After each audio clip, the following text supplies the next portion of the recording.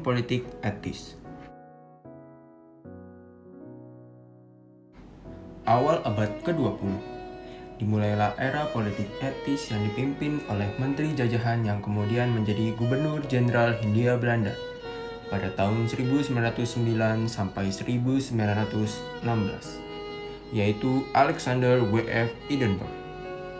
Memiliki 3 program, yaitu irigasi, edukasi, dan transmigrasi.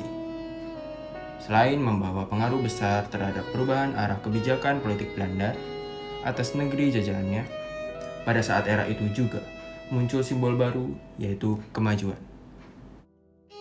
Dunia bergerak dan kehidupan mengalami banyak kemajuan dan perubahan. Antara lain, pembangunan infrastruktur, yaitu jalur kereta api Jawa-Madura.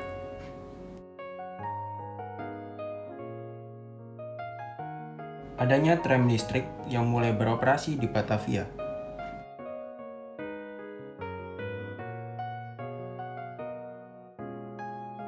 Pembangunan irigasi sebagai pemenuhan kebutuhan pangan atau bidang pertanian pemerintahan kolonial.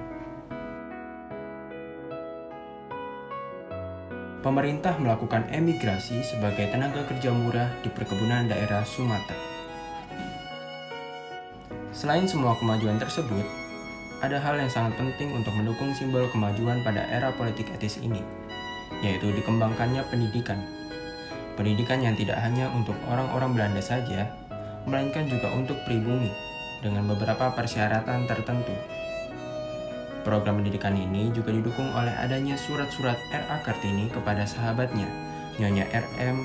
Abendanon de Belanda, yang merupakan inspirasi bagi kaum etis pada saat itu. Semangat pada era itu adalah kemajuan menuju modernitas.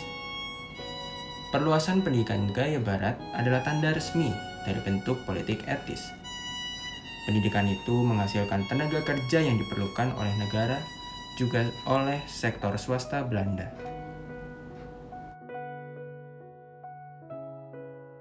Dampak di bidang pendidikan.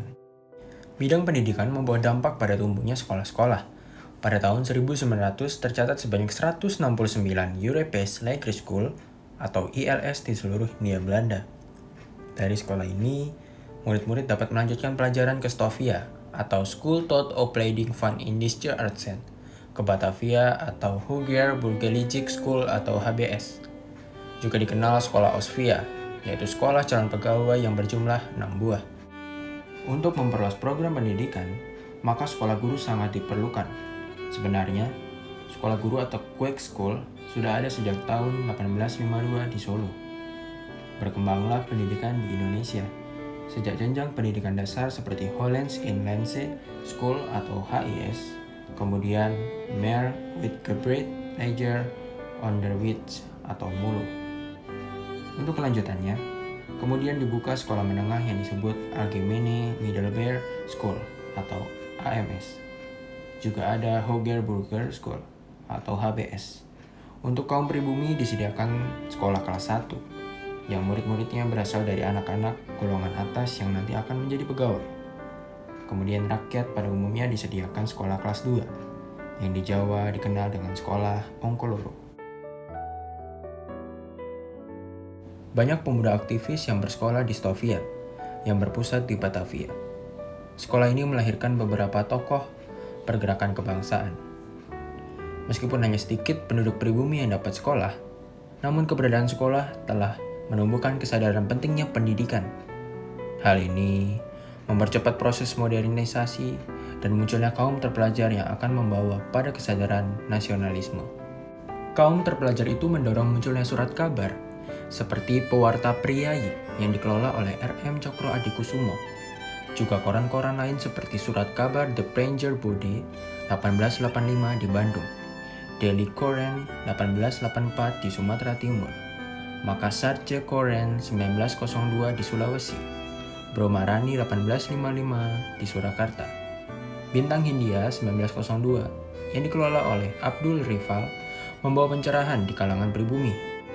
Dari berbagai informasi di surat kabar inilah, lambat laun kesadaran pentingnya persamaan dan kemerdekaan terus menyebar ke kalangan terpelajar di wilayah Hindia Belanda. Kaum terpelajar terus berdialog dan berdebat tentang masa depan tanah kelahirannya sehingga kesadaran kemerdekaan terus berkembang. Puncaknya adalah kesadaran untuk menjadi satu tanah air, satu bangsa dan satu bahasa adalah Indonesia pada 28 Oktober 1928.